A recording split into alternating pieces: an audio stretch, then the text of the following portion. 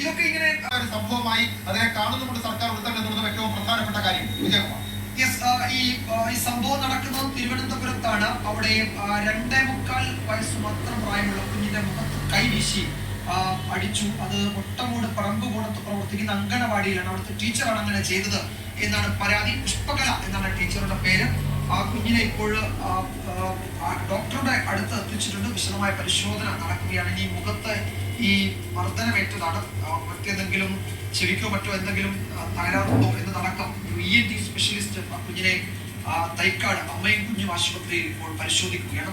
മാതാപിതാക്കളുടെ പ്രതികരണം അല്പസമയത്തിനകം വരും. പോലീസിലേക്ക് ഒരു പരാതി എന്ന നിലയിൽ അവർ സമീപിക്കുന്നുണ്ട്. ബാലാവകാശ കമ്മീഷൻ ഇടപെടൽ ഉണ്ടാകുമെന്ന് ഉറപ്പ് നൽകുകയും ചെയ്തു. വിശ്വസിക്കുന്നതിനൊക്കെ അപ്പുറത്താണല്ലോ ഈ പുറത്തു വരുന്ന വിവരങ്ങൾ. ഇത്തരം ആളുകൾ പ്രവർത്തിക്കേണ്ട മേഖലയല്ല, കുട്ടികൾ തല്ലുന്നവർ പ്രവർത്തിക്കേണ്ട മേഖലയല്ല.